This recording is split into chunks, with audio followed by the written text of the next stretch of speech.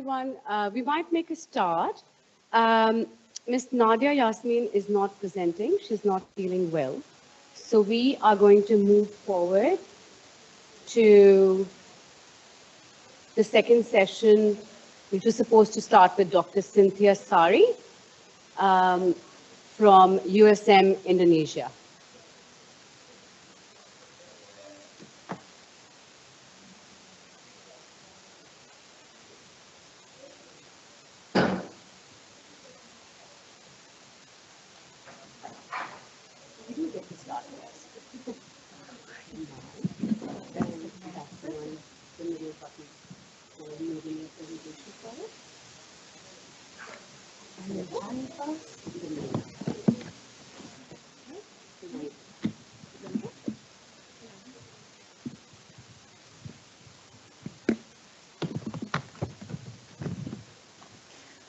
Oke, Assalamualaikum warahmatullahi wabarakatuh.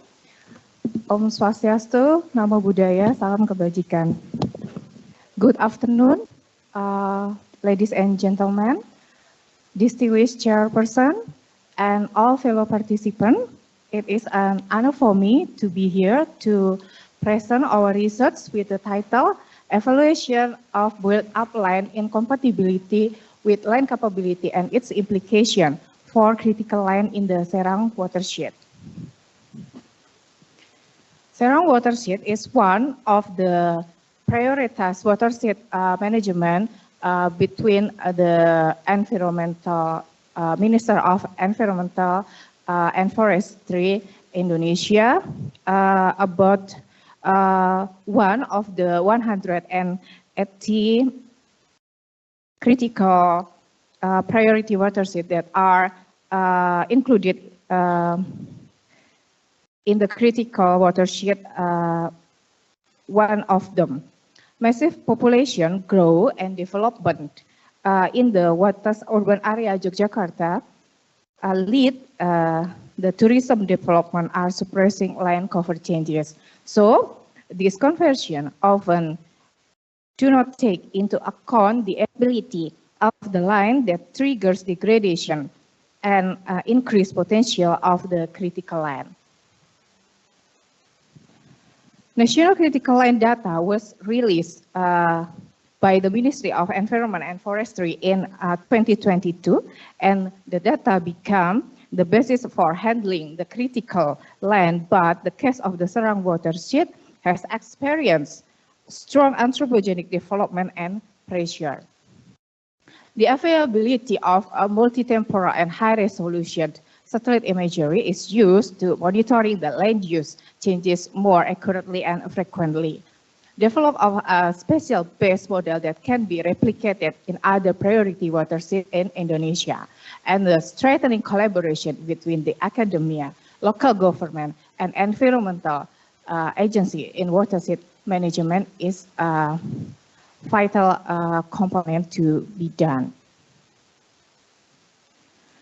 Serang watershed in just 2 years experienced significant acceleration in the addition of developed land.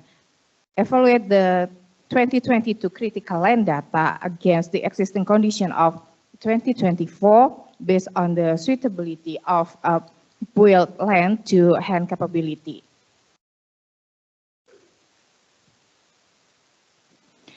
Land data built up from a Sentinel to a extraction between the 2022 and 2024. Creation of land capability by combining thematic data, digital evaluation model, and analytical hierarchy process method.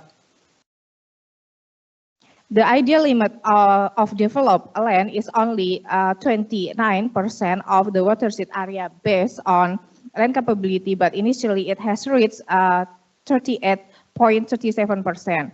There are more than 2 hectares that have exceeded the land capacity but are not included as critical according for 2022 data. Field condition change faster than the government data update cycle, so slow updating of critical land data could potentially cause policy delay and inaccuracy in watershed management. Understanding the impact of a delay in updating data, development of adaptive policy strategy is needed. Academic contribution providing a more dynamic GIS-based approach to critical line evaluation can serve as methodological model for other watershed study, and a policy contribution forming the basis for spatial planning policy renewal in providing a reference for routine evaluation and national critical line data, and sustainability contribution, assisting local government in data-driven sustainable development planning, targeted watershed rehabilitation for ecosystem sustainability. Thank you, that's all. Thank you so much. Thank you. Can we have Mr. Hamim Hadibatia from UMS Surakarta, Indonesia?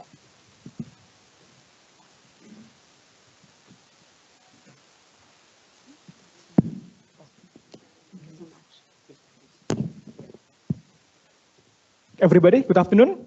My name is Hamim, and in this occasion, I will present on behalf of my friend regarding our research entitled Urban World Gradient Analysis of Land Surface Temperature and Land Cover in Surakarta City and its surrounding areas. We know that Surakarta is the most polluted cities in Central Java Province, and it leads to land conversion from non-built-up areas to built-up areas.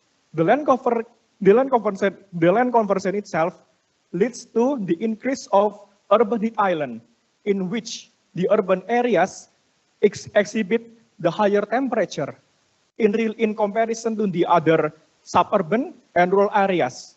And we need a planning regarding the UHI mitigation. So it is very crucial to have a plan for accommodating the mitigation of urban heat island or UHI. And then we can utilize Landsat 8 imagery to extract land cover and land surface temperature, as well as we can observe how the gradient of land surface temperature and land cover from the most urbanized areas to the suburban areas and to the greenest rural areas. It is very crucial since urban island can have detrimental effect on the environment and the public health and human being. As we know that if we experience high temperature, we will turn on the air conditioner higher. The use of air conditioner will increase the use of energy. The use of energy itself of the air conditioner will lead to the increase of anthropogenic heat wave, and it will increase the climate change and the thermal comfort become decreasing. So we need climate sensitive spatial planning to address this issue. And then we can observe the gradient with the temperature. We use the Landsat data to extract land cover and land surface temperature, and then we create 1 kilometer ring buffer from the urban core until 20 kilometer from the urban core. So we will have 20 zone of ring buffer. And then we can observe the gradient from the inner circle to the outer circle. This is the result. Basically, the highest temperature of land cover is built up area with the roof made of clay. And then the lowest temperature is water body, and then followed by woody vegetation. And then we can observe the urban world gradient from here. In my left-hand side, in the right-hand side, we can observe basically in the zone 1, the inner city, the proportion of built-up areas are the highest, and it has consequences to the increase of the temperature. And then we know that it is gradually decreasing. However, in the zone of 15, we can observe a sudden increase in temperature and proportion of built-up area. That is the core of Central Business District of Sukoharjo Regency, in which the satellite city of Surakarta. Okay. And then this study can have a contribution in addressing the planner regarding how we should develop climate-sensitive spatial planning, and then the study can also be transferred to the other cities to make city more sustainable and accommodating the urban heat island mitigation itself. Thank you very much.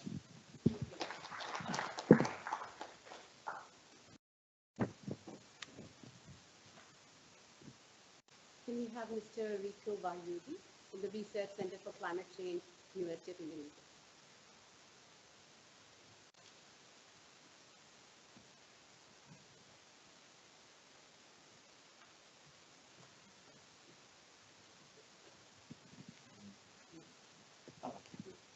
Thank you. Good afternoon, everyone. My name is Rico Wahyudi. I'm from the Research Center for Climate Change, University of Indonesia. So, first of all, I would like to thank for this opportunity for sharing our research about the expanding Indonesia's forestry carbon project to the international voluntary carbon markets, paving the way through the mutual recognition agreement. This actually is the policy research for improving the carbon pricing governance in Indonesia, but particularly in forestry sector, but I think it's also relevant with the agriculture sectors. So I would like to start from the background that previous government, prior 2024, had restricted the carbon credit from the Indonesia to sell to the international market, particularly voluntary carbon markets. But now, after 2024, the new government has opened the opportunity to collaborate with the international standard and facilitate the selling carbon credit from the Indonesia to the international voluntary carbon market, including the credit certified under the Indonesian National Registry System. But the problem right now, how far the recognition of the international market or international buyer to the credit certified under the Indonesian National Registry System.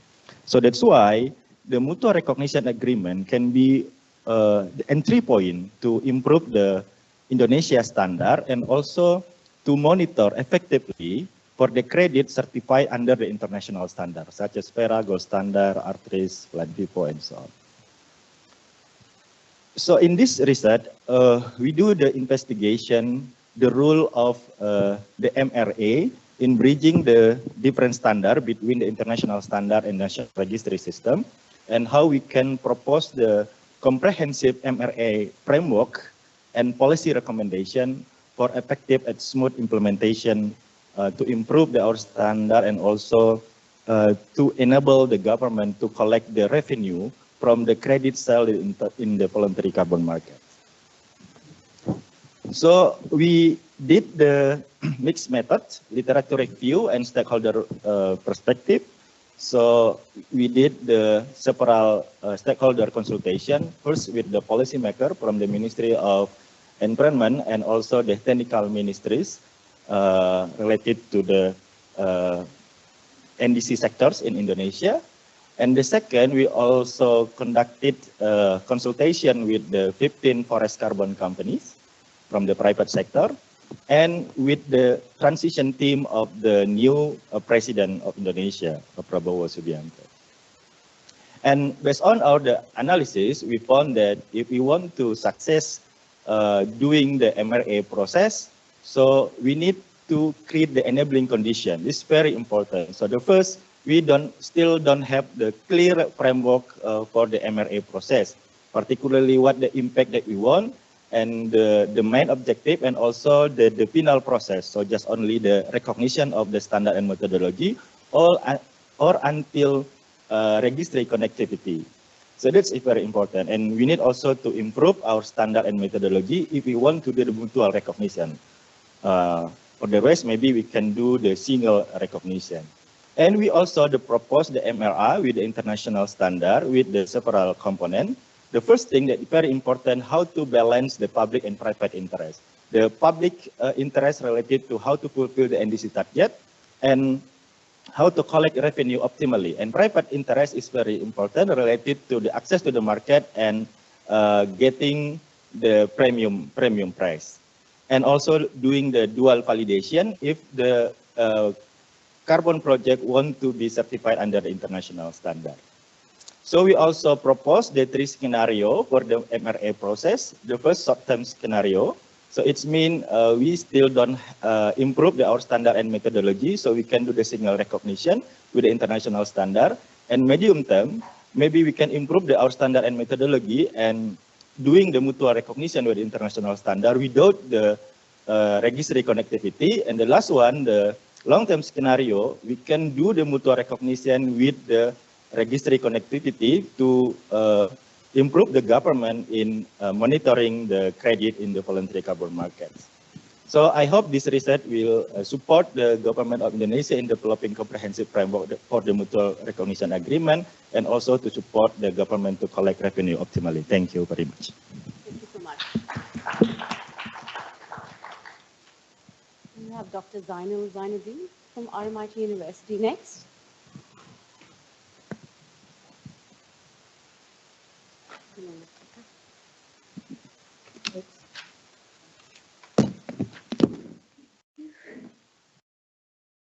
Hello, everyone.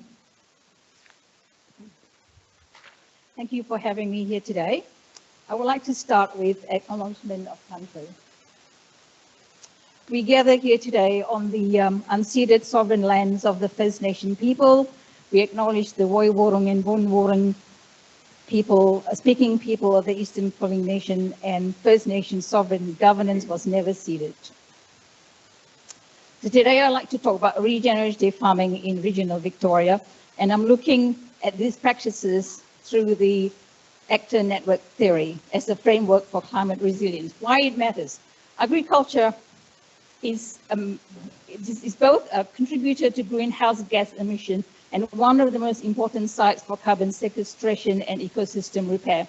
Regenerative farming offers a system-based alternative. It's about restoring soil health, biodiversity, and water cycles while maintaining livelihood.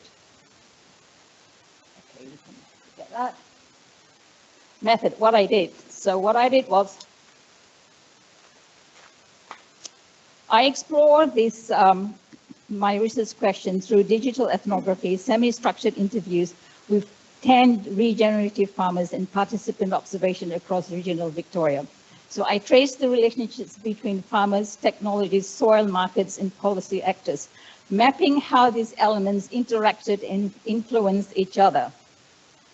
And 3 key findings. Soil is all about the soil. For farmers, microbes, compost systems, weather events co-produce soil fertility and resilience. Here, soil itself acts as an agent that shapes routines and responsibilities. Second, digital mediators, online platforms and podcasts have become vital spaces of knowledge exchange. They connect geographical dispersed farmers, enabling experimentations and collective learning beyond traditional institutions. Third, policy and market actors. Certification system, grants, and market incentives play a powerful role in shaping what counts as regenerative. So this research reframes climate actions and adaptation through an actor network lens. First, it reminds us that effective climate change is not about telling better stories, but it's about recognizing the interdependencies that sustain action between people, tools, and ecologies. Secondly, communication strategies should make this relationship visible, whether that's the dialogue between soil health data and farmer institution, or between local practice and global policy. So, and actor network theories help us see resilience as relational. It's built from ongoing collaborations rather than isolated interventions. Understanding these networks allows policymakers, researchers, and communities to design more inclusive, adaptive, and regenerative frameworks for the future. Thank you.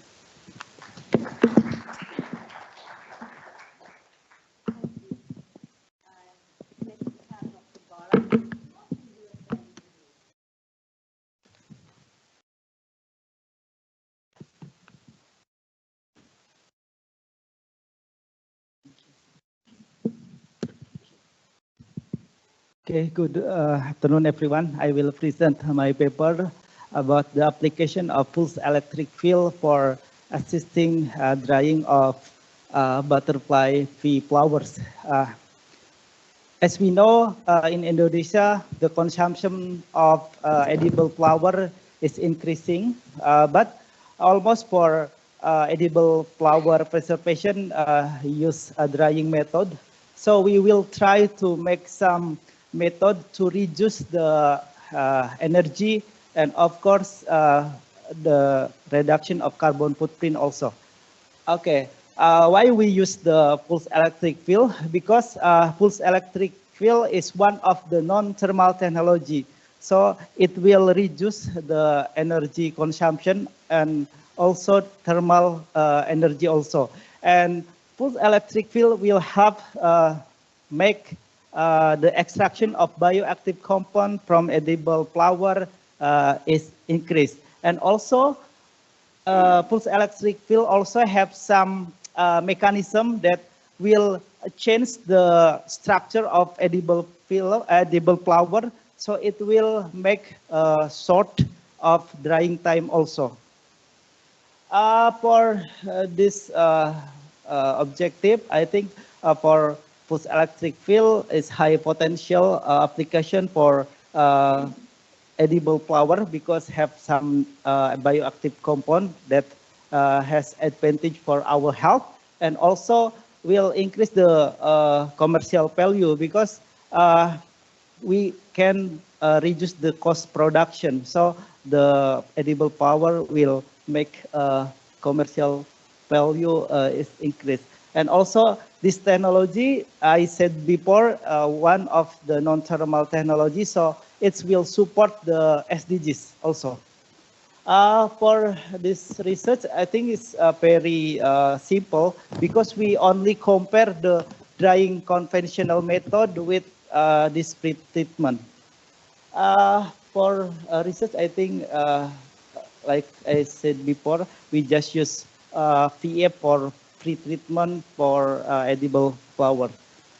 For the result, we can see that for drying rate, we can see the control still high drying rate. It's mean for control still need a long time for make flower dry, but for pre-treatment sample, we can make drying rate reduce, then control. And also for bioactive compound like total phenolic, total anthocyanin, and another, we can see that for pre-treatment control has higher than control, and also for antioxidant activity also. It's mean VF can more efficient or effective to extract the bioactive compound from edible flower. For this different with another research, we can see that the PF can improving the extraction and also can make the drying process more efficient. Okay, thank you. Thank you, terima kasih, sawadikap, Sukriya. Next, we have Dr. Arif Nuyawan from USU, Indonesia.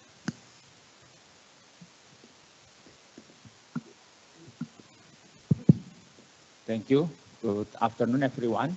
I am Arif Nuryawan and team from Universitas Sumatera Utara and James Cook University are presenting our progress research about biopellet made of oil palm frond and branches wood of mangrove. What is the problem? Indonesia commit to reduce fossil-based energy by expansion the new and renewable energy. And Indonesia has target 23% comes from biomass, and it's come from oil palm biomass.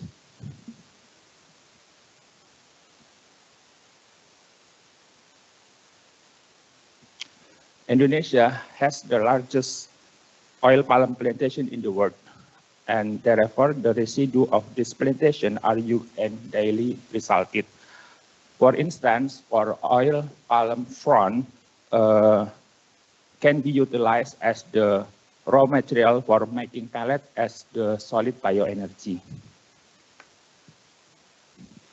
However, morphologically, the oil palm frond is less denser and lower calorific value. Therefore, in this case, we mix the oil palm frond with the mangrove, just the branches. So the density will increase and the calorific value fulfill the standard. So we use pellet machine. In this case, we use pellet machine for making the pellet and characterize the morphology using SEM or scanning electron microscopy. And the result, as proving the SEM image, that we can differentiate before and after mixed with the branches wood of mangrove. And what will it contribute? Morphologically, the resulted pellet was denser and more uniform and having high calorific value. This effort supports climate action by reducing emission and transitioning from fossil fuel to renewable energy from biomass. Thank you very much.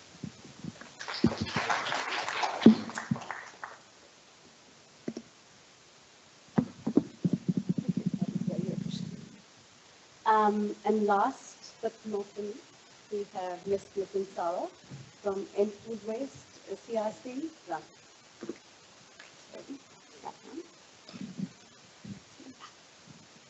Thanks, Bhavna. Good afternoon, everyone. Have you heard about life cycle assessment? Who have heard about life cycle assessment? Yes, thank you. Only two. I'm sorry, I'm using some technical words, but I'm sorry I have to use those. Okay, let me share my research on, let me share how I use a life cycle assessment in assessing the supply chain opportunities to reduce food waste in Australia. So, LCA is widely used to evaluate potential environmental impacts of food waste reduction strategies, namely food waste prevention, redistribution, reuse for animals, and valorization. Several LCA methodological frameworks exist in the literature. However, these frameworks do not support food supply chain stakeholders, namely business people, researchers, and policymakers in developing and selecting sustainable food waste reduction strategies. Food waste can be generated from any stage of the food supply chain, starting from the primary production up to the consumption. And the wasted food causes many environmental impacts, including climate change, water depletion, land degradation. The intensity of these environmental impacts are influenced by the decisions of the food supply chain stakeholders. Therefore, it is important to enable these stakeholders to use LCA for informed decision makings related to food waste reduction. Therefore, my research focused on developing a new LCA methodological framework for food supply chain stakeholders in Australia. And this framework covers broader environmental impact categories, including climate change and land use. And also this framework follows the 4 stages of the standardized LCA methodological framework, that is goal and scope definition, inventory analysis, impact assessment, and interpretation. So to achieve this target, first I conducted literature search to identify LCA studies of food waste reduction strategies. From that, I selected 101 publications, and from that, those publications were evaluated to identify LCA methodological aspects and their influence on LCA results based on the percentage variation in climate change. And a methodological aspect became a key methodological aspect if that variation was greater than 30%. Accordingly, the decisions taken during goal and scope definition and life cycle inventory phase have a significant influence on the LCA results of food waste reduction strategies. So in the goal and scope definition phase, functional unit, these are most technical words, I'm sorry about that. So functional unit and system boundary aspects such as food waste transport, implementation impacts in prevention, avoided products in attributional LCAs, and consumer behaviors are the key methodological aspects. And when it comes to life cycle inventory LCA model, whether it is attributional or consequential, upstream and downstream allocation method, food waste composition, and food waste processing scale are the key methodological aspects. So in my new LCA methodological framework, these key aspects will be harmonized. So this framework enables comparing LCA results across food waste reduction strategies because it uses the same approach for the assessment. And also it strengthens the confidence in using LCA outcomes for business development, research, and policy formulation. And also it bridges the gap between scientific analysis and practical application because LCA is more target on the LCA experts. So this framework will contribute for the methodological development of LCA frameworks globally, and nationally it supports food waste reduction goals. And finally, it strengthens the scientific foundation for circular economic transition in food waste. Thank you. Thanks so much. That was exactly 3 minutes, 20 seconds. That's perfect. Are there any questions for any of the presenters? Those were great little bites, by the way, so that was great. Yes? Maria. Yes, absolutely. Or if you want to come here, you're welcome to come here as well.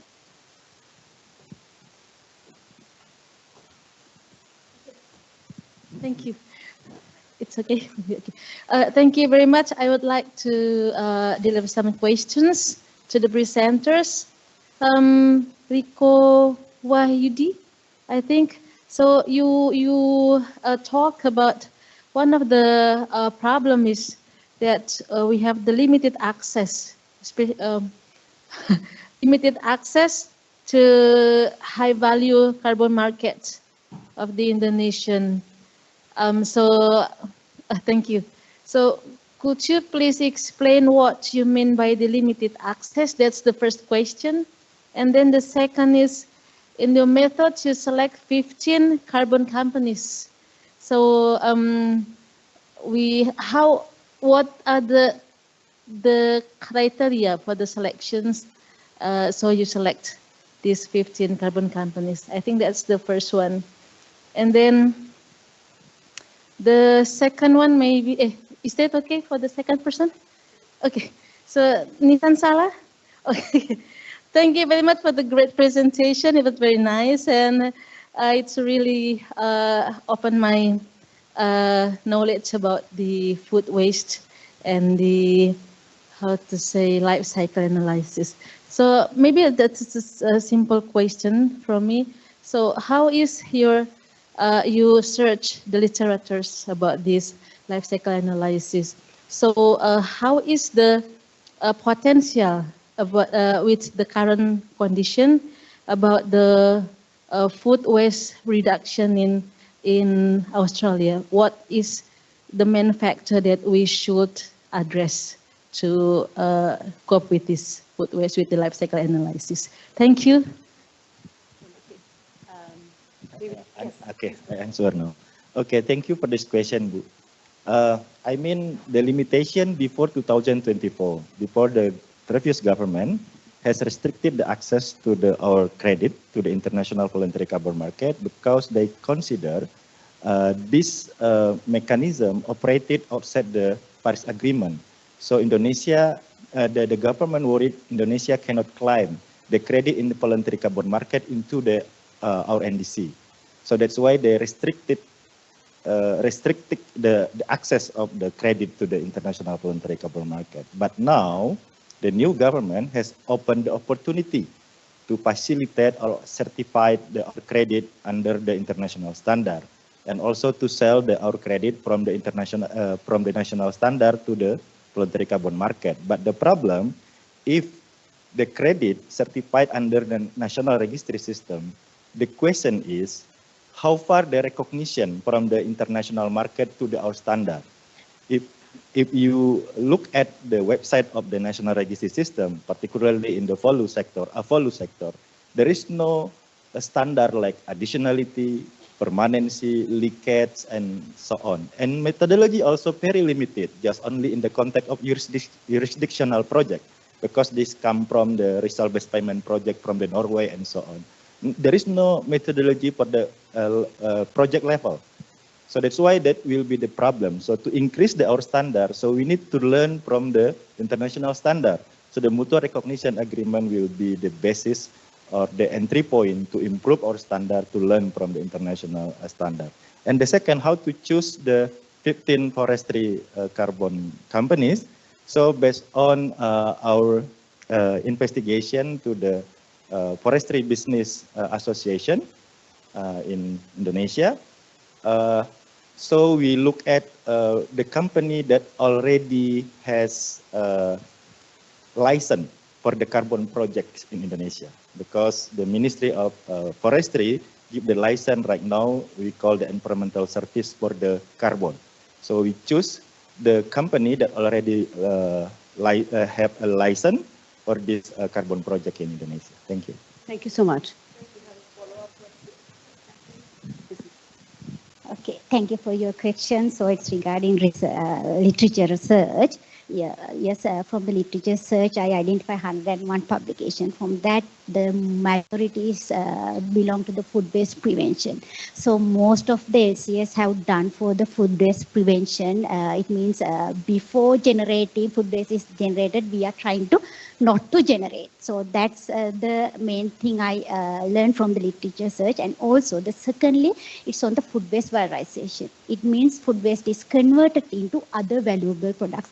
It may be edible or it might not be edible. So it depends on the situation. And most of these LCS have conducted in the Europe region. I didn't find any of the study belong to Australia.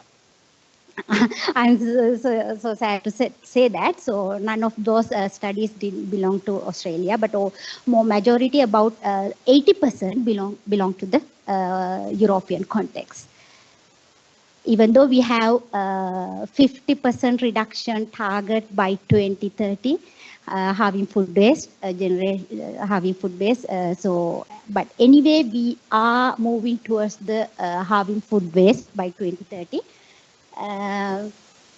So that's the situation regarding Australia and the world context related to literature search. Thank you. Okay. Any other questions?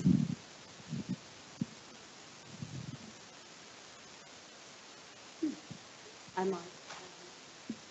You have questions?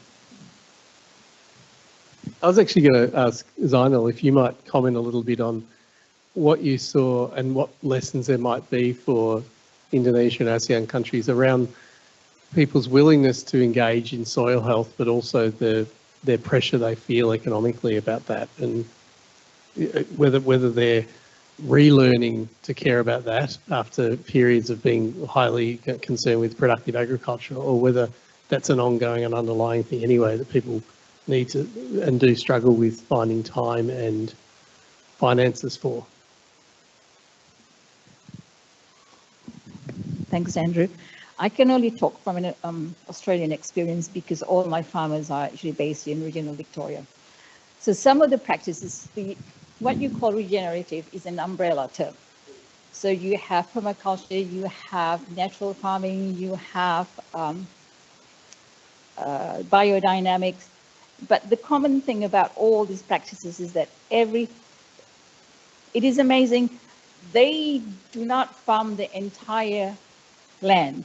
They would leave maybe 20-30% of the land for as a wildlife corridor, as native habitats, and they don't use pesticide. They don't use it's all natural farming, but it's the way they use the land. It's not monoculture. It's different species. It's animals. It's fruits. It's a combination of. It's polyculture. It's not monoculture, because that's what helps soil. And they've done tests. If you look at the roots of the native grass on regenerative farms, the roots go really, really deep. They go about 3 meters in length, as opposed to land that's been degraded. So I can't really talk about the experience for other countries. I can only talk from an Australian experience, because that's where my research is conducted, and I wouldn't dare to tell people what to do, because I never do that. Thank you. Thanks. Any more questions?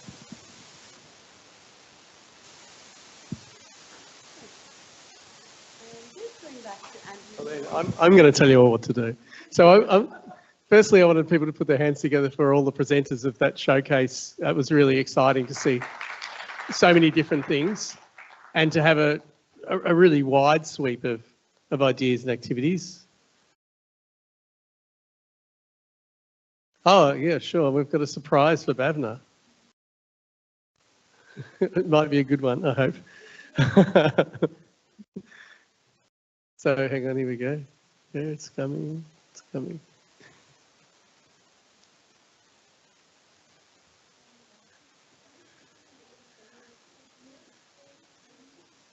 Something for your desk.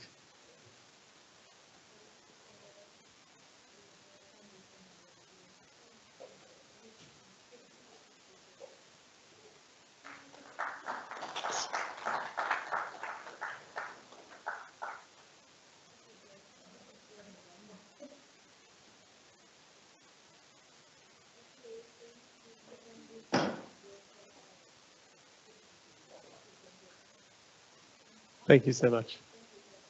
Enjoy. Now, I did want to, we're wrapping up in a minute, but I wanted to just cover what we did today because I think it's been very exciting. We started off with some perspectives on, particularly on Indonesian and Australian agricultural change and some of the threats and challenges of farming, particularly when people are being conscious about climate impacts, climate change, both mitigation and adaptation strategies. And to think about that with Andrew speaking and chairing that panel this morning was quite interesting. We had a good sense that people are acting. We also had a good sense that that's difficult and there's some big challenges to how people are acting. There's some of those challenges are economic, some of them are about the science, most of them are about the ability for people to see a way forward while they're also dealing with their own farm management. And I think that's important for us all to recognise that there's people, real people, operating activities, looking at the best solutions for them, and sometimes they're about things like urbanisation, which is problematic, as you know. Sometimes they're about the way they're changing what they're doing. And so we've got to consciously think about the fact that there's you know, landholders, there's communities operating in these environments, and we've got different sorts of ways we might interact, look at impact from research we do, thinking about the different scales that we operate, so at national or regional policy scales right down to habits and behaviours of individuals and communities. And so that came through, and I think then we had a good sense of the different ways that that's occurring, even in the showcase of some innovation here in Australia. And I hope you were able to see some innovation in showcase of industry that are going, even in our own municipality here in a thoroughly urban location, as well as in some of those you know, different innovations that we saw from Beanstalk and from Clinton talking about his own horticultural projects. We saw a good sweep of things going on across ASEAN, and it was good to work out in the end that we could have some online presenters as well as people who are in the room, and thank you so much for that, to give a good perspective of different places. I was struck, of course, by the similarities of the issues, of course. Too much water, not enough water, thinking about the risks and implications of trialling different practices, different breeding patterns, other sorts of issues that emerged from what was going on. And of course, some interesting science for solutions to those, but then of course also thinking through the fact that that relies on people being able to actually achieve those things, take them on board, and looking at the motivations people have. And of course, in the final session, seeing such a wide range of people doing really interesting work. There was many more names up there than what we saw presenters. Most of those people were parts of teams doing really interesting and innovative work. So that was really good to see as well. I learned about things that people were doing here at RMIT I didn't know about, which is great. And so I wanted to thank everyone who's presented today, and thanks for people like Bhavna for helping host that, and others who host the different sessions. Even me, who I didn't know I had this job until last night. So that was great. And I also wanted to then invite people. We do have a final session in a couple of minutes next door. So please, everyone's very welcome. How do I explain how to get there? It's basically, it's just beyond this building. There's a small door with a lift that goes up to the second floor, and we'll be on the second floor of the building that's on the corner. So don't go into that building on the ground level, go into the small lift space. It's sort of gold, and it's probably got a little gold sign up at the front directing you in. And I think we're welcome there in about 10 minutes. But that's the downstairs bit. We're going into the side door. Indeed. That'll get you there. And in fact, there's probably going to be a little gold sign sticking up there telling you that there's something inside, which is us on level 2. Indeed. So catch the lift up there. You're all very welcome. We're meeting there in about just on 10 minutes, 5 to 10 minutes. So thank you so much for coming today. Did you have something you wanted to say, Maria? Okay, hang on. Here we go. I'm sorry, our dean would like to handle a souvenir for you. Yes, please. So he's coming.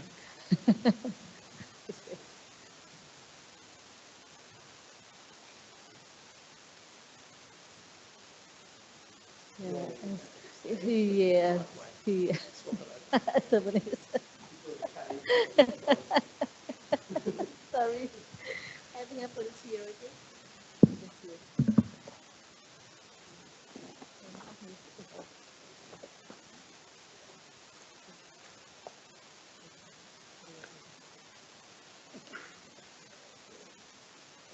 Thank you very much. Thank you. Thank you. Thank you very much. Thank you. Thank you. Thank you. Thank you. It's great. And thank you for your help today. Thank you very much. Making every week, all week. Oh, okay. Thank you so much. So thank you very much. And I'll see you next door in a couple of minutes.